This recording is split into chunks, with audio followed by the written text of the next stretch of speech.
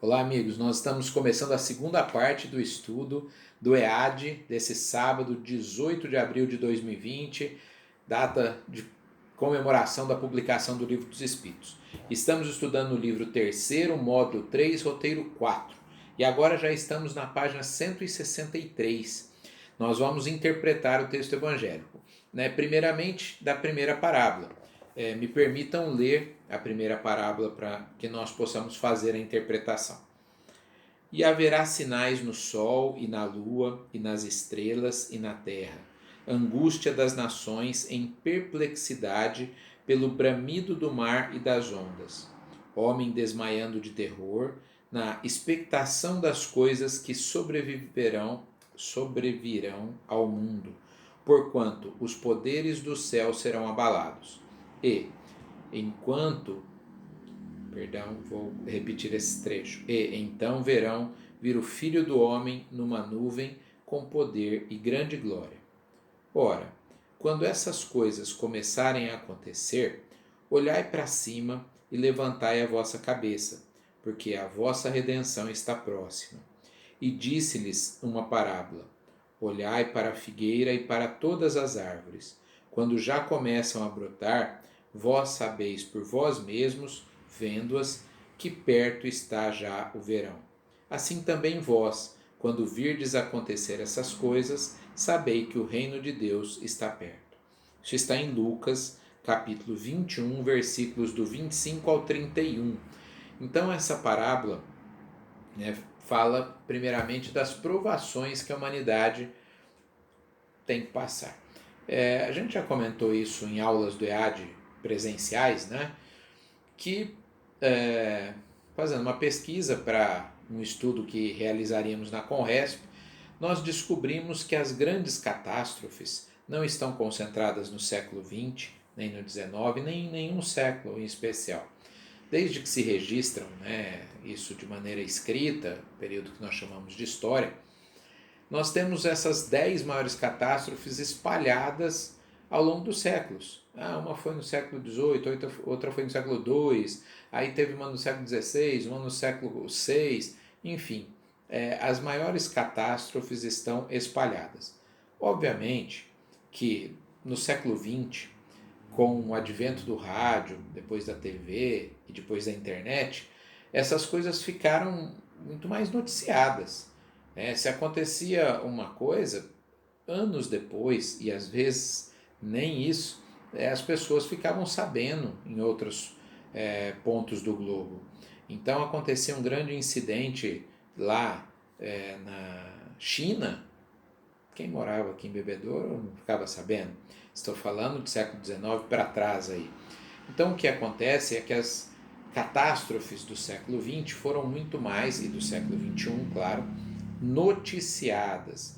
Bombardeados somos todos os tempos, todos os momentos, por notícias de tragédias, catástrofes, até porque isso dá bastante ibope aí, as pessoas gostam de ver essas situações. Mas não é só no século XX agora, e XXI. Mas também tem uma outra questão. A população é muito maior, o planeta está todo ocupado. Então imagine que há 120 anos atrás, da virada do século XIX para o século XX, a população do planeta não chegava a 2 bilhões de habitantes e hoje somos 7,4 bilhões de habitantes, não é? Portanto, quando acontece uma tragédia, o número de pessoas mortas muitas vezes é muito maior, mas porque temos também muito mais pessoas habitando. Proporcionalmente, às vezes, não é tão grave quanto uma outra tragédia. Se a gente pensar em termos de porcentagem da população, em outras a porcentagem foi muito maior. Então vamos lá. Essas tragédias acontecem? Sim. O que nós temos a aprender com elas? São resgates, muitas vezes coletivos, algumas delas. Nós sabemos que, da mesma maneira que caminhamos juntos para o progresso, às vezes cometemos erros também coletivos.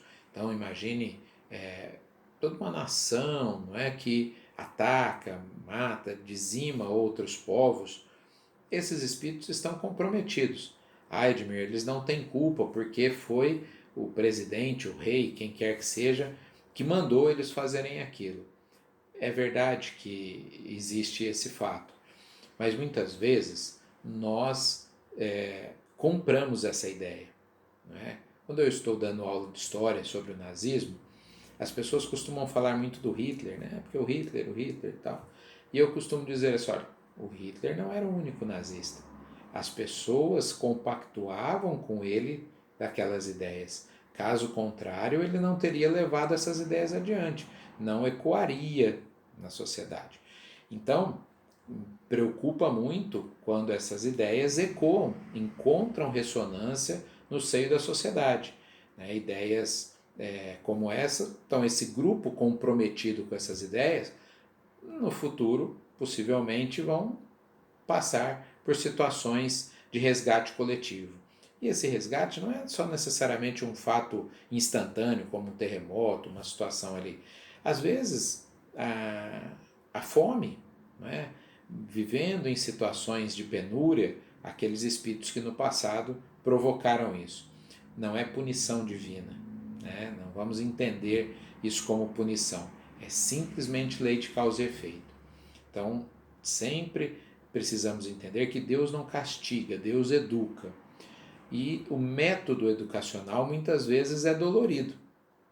Precisamos sentir na pele aquilo que fizemos ao outro para que a gente possa aprender. Mas não há castigo, não há punição divina. Há método pedagógico para que a gente possa progredir. Então, prosseguindo na análise, né? Na página 164 está falando dessas catástrofes que assinalarão a transição. Edmir, será que o atual momento, né, da Covid-19 está encaixado nisso? Seguramente está sim.